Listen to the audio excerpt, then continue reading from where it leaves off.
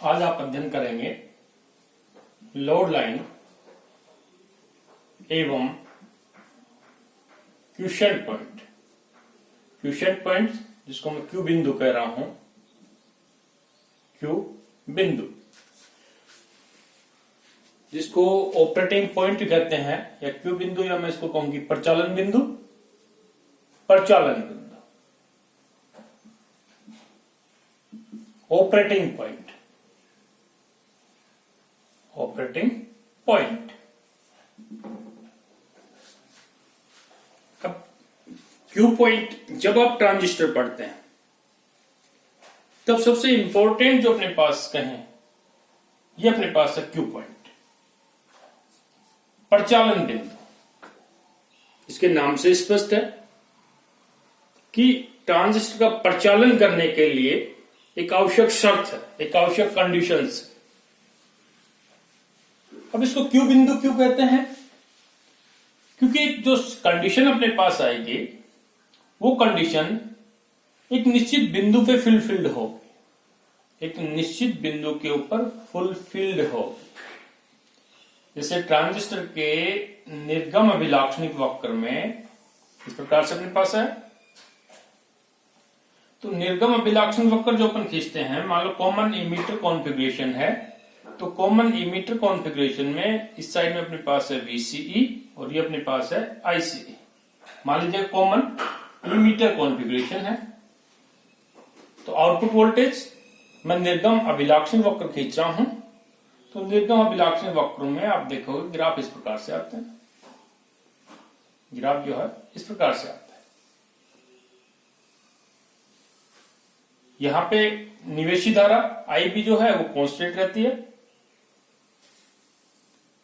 एक और खींच लेते अपन, एक अपन ये लिया, इसको थोड़ा ऊपर बढ़ा देते हैं। यहां पे IB नियत रहती है प्रत्येक के लिए। IB और ये भी अपने पास IB है, ये भी अपने पास क्या है IB, और ये भी अपने पास क्या है IB। डिफरेंट डिफरेंट मान है। इसको मैं कह देता हूं IB1, IB2, IB3, IB4 कह सकते हैं इसको समझने के लिए। अब ये जो बिंदु Q है इसको ऑपरेटिंग पॉइंट कहते हैं, कि ट्रांजिस्टर का ऑपरेशन के लिए एक निर्धारण बिंदु है। और जब ट्रांजिस्टर का कॉन्फ़िगरेशन किया जाता है, जब इसको बनाया जाता है, तब इस बिंदु का जरूर ध्यान रखा जाता है।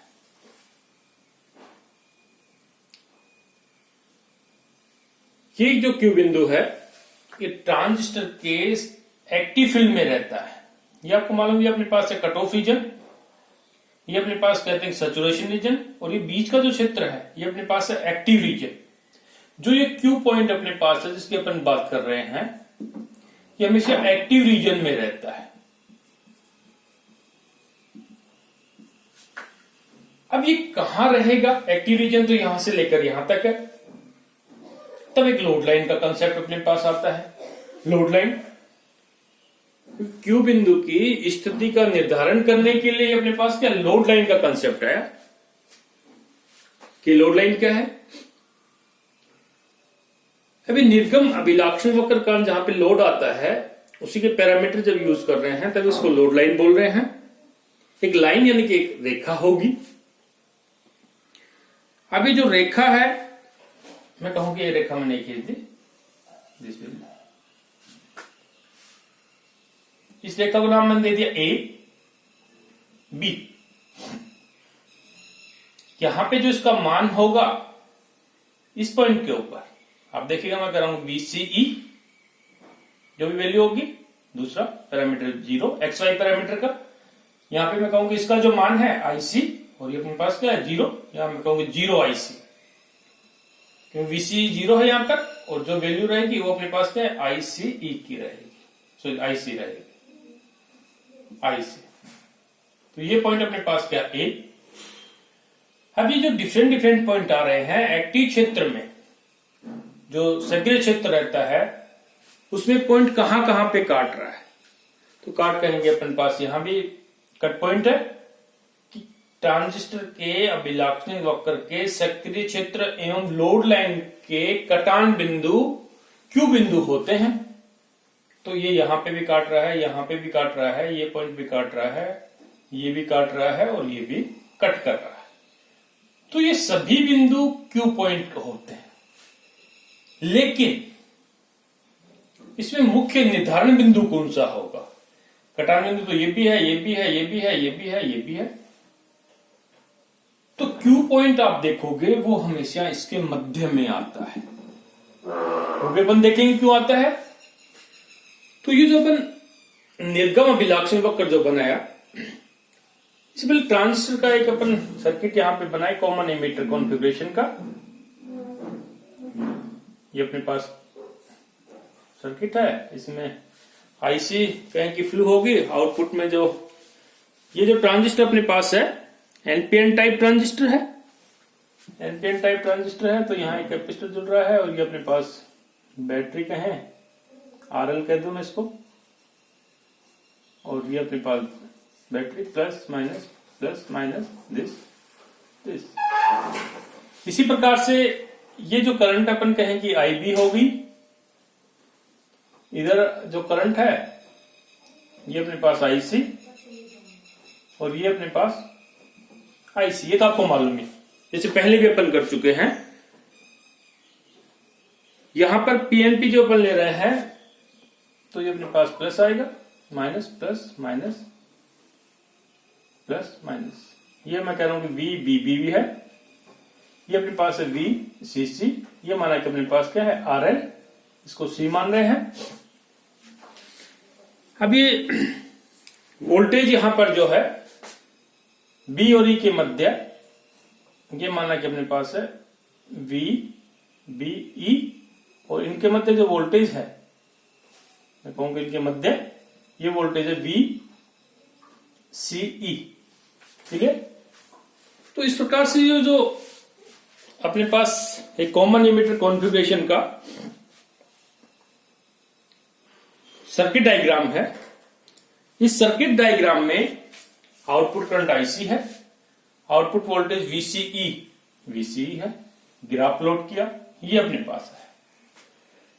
इसकी जो अपन इक्वेशन लिखे आउटपुट इक्वेशन किरचॉफ के नियम से, तो अपन लिखे कि वीसीसी, ये जो वीसीसी अपने पास है, this VCC is equal to, जो करंट फ्लो हो रहे हैं इसमें IC is equal to IC RL load resistance plus इसके बीच में जो वोल्टेज है वो वीसीई। क्लियर है।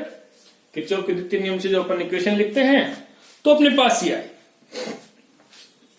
अब यहां पे से अगर अपन आईसी का मान निकाल लें कि IC is equal to, IC का मान निकालेंगे तो इसको डिवाइड करेंगे आरएल से, वीसीसी अपॉन आरएल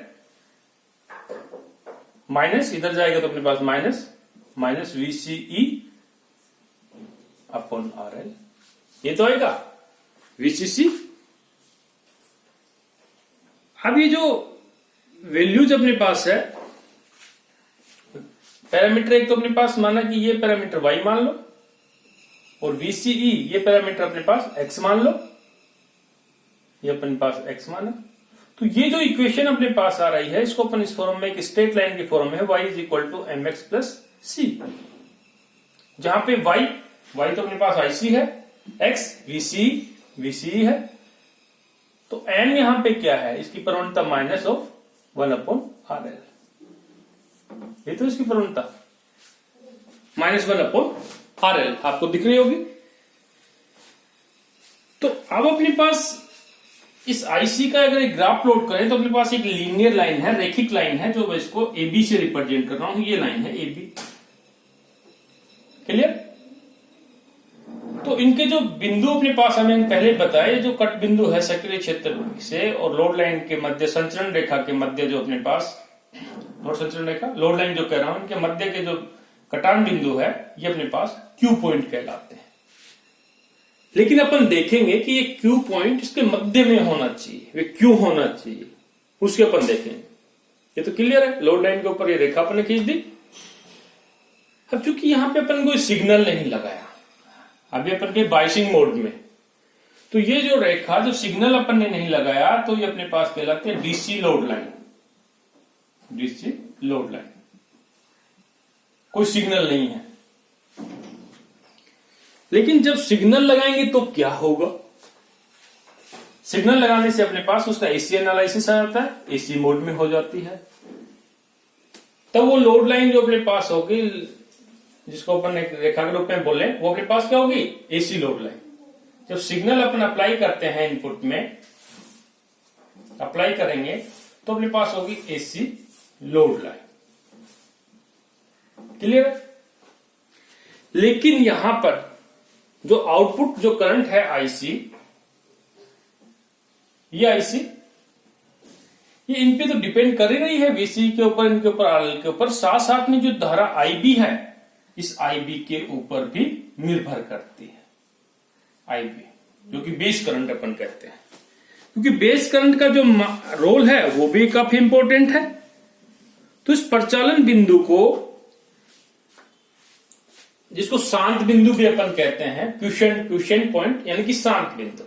शांत बिंदु का कंसेप्ट कब आता है? डीसी कंसेप्ट में, यानी कि बिल्कुल जो सर्किट है बिल्कुल शांत है। एसी सिग्नल देने के बाद तो उसमें अपने पास एक्टिव मोड में आता है। तो सबसे पहले जो क्यू बिंदु का निर्धारण करते हैं, तो अपन डीसी मोड में उसको क्वेश्चन शांत बिंदु कह सकते हैं, क्योंकि उसमें एक प्रकार से वाइब्रेशन टाइप नहीं होते। इस कारण से इसको शांत बिंदु भी कहते हैं। क्वेश्चन पॉइंट, शांत बिंदु, क्वेश्चन पॉइंट इंग्लिश में। लेकिन जब ये क्यू बिंदु की स्थिति किस किस पर निर्भर करेगी, कि ये क्यू बिंदु अपने पास यहां आएगा, यहां आएगा, यहां आएगा, या अपने पास यहां आएगा या यहां आएगा, तो इन आईसी और वीसी ई के साथ साथ ये क्यू बिंदु इनपुट पैरामीटर्स पे भी डिपेंड करती है। जैसे बैटरी के वोल्टता वीबीबी इस पर निर्भर करेगी, या वीबी के ऊपर निर्भर करेगी, या आईबी के ऊपर निर्भर करेगी। ये तो अपने को पता है कि आईबी का मान चेंज होगा तो ये वैल्यूज भी अपने पास चेंज होती है। तब आईबी का मान अपन कैसे निकालें? अब ये तो क्लियर होगा कि ये जो पॉइंट अपन ले रहे हैं, लास्ट वाले पॉइंट, वो किससे आया अपने पास? जो अभी अपन ने इक्वेशन लिखी वो तो अपने पास इससे आया कि एक्स एक्सिस पे जहां वीसी मान रहे हैं उसके पैरामीटर वीसी 0, और वाई एक्सिस पे अपने पास 0 आईसी है। अब जो क्यू पॉइंट अपने पास है, क्वेश्चन पॉइंट जो अपने पास है, वो आईबी पर भी निर्भर करता है, इसकी पॉइंट रखने के लिए। तो आईबी का मान अपने पास क्या होगा? तो अपने को मालूम है, यहां से अपन देखें कि VBB is equal to IB plus VB तो रहेगा, एक रेजिस्टेंस भी रहेगा, जो इनपुट रेजिस्टेंस, इसको मैं आरबी कर दूं, प्लस VBE। यहां पे आरबी अपने पास का बेस रेजिस्टेंस, कोई भी नेचुरल जो अपने पास रहता है बेस का रेजिस्टेंस रहेगा या सिग्नल का रहेगा, वो अपने पास क्या? RB.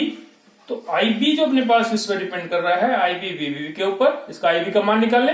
IB is equal to VBB upon RB minus, इधर अपन लेके आएंगे VBE अपॉन आरबी, पहले की तरह से अपन कर रहे हैं। तो क्वेश्चन पॉइंट का निर्धारण करते समय ये तो अपने को लेना है, साथ में आईबी का कंसिडरेशन भी करना है कि आईबी का मान किस चीज के ऊपर निर्भर करता है।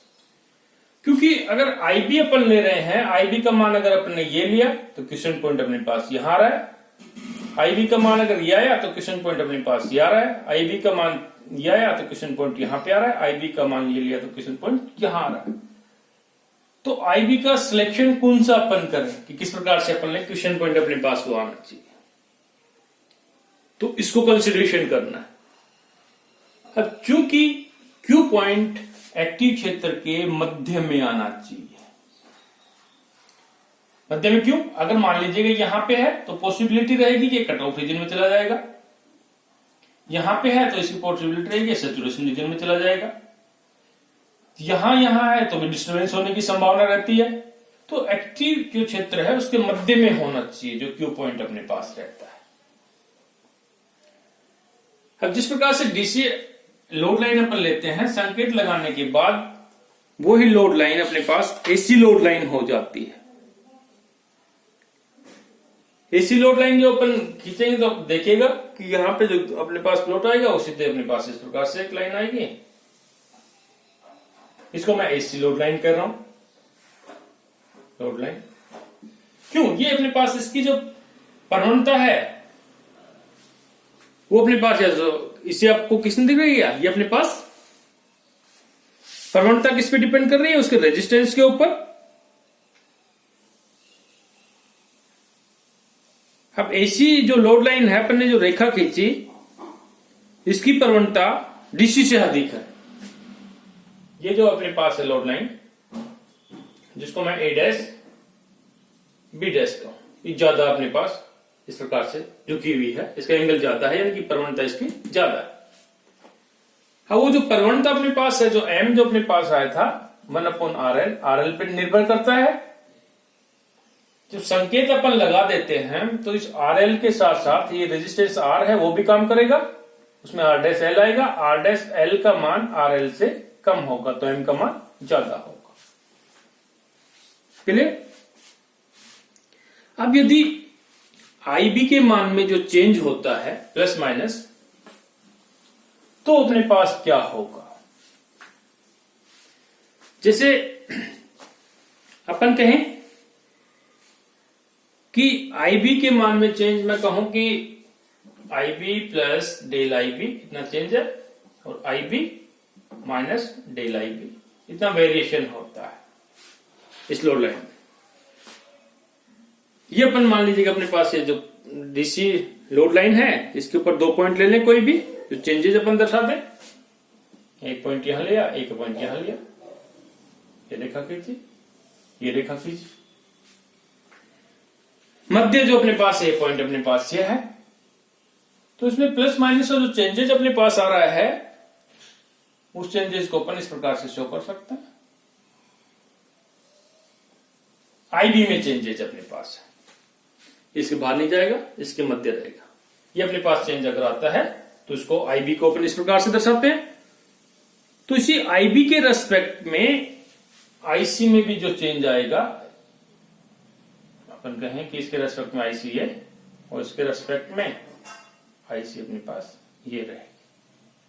अपने पास IC है और इसका बीच का क्षेत्र अपने पास ये पॉइंट है, तो ये पॉइंट है, तो उसको इस प्रकार से समझ सकते हैं। इसमें चेंजेस से अपने पास AC का जो चेंज है वो इस प्रकार से आता है, दिस एंड दिस। क्लियर?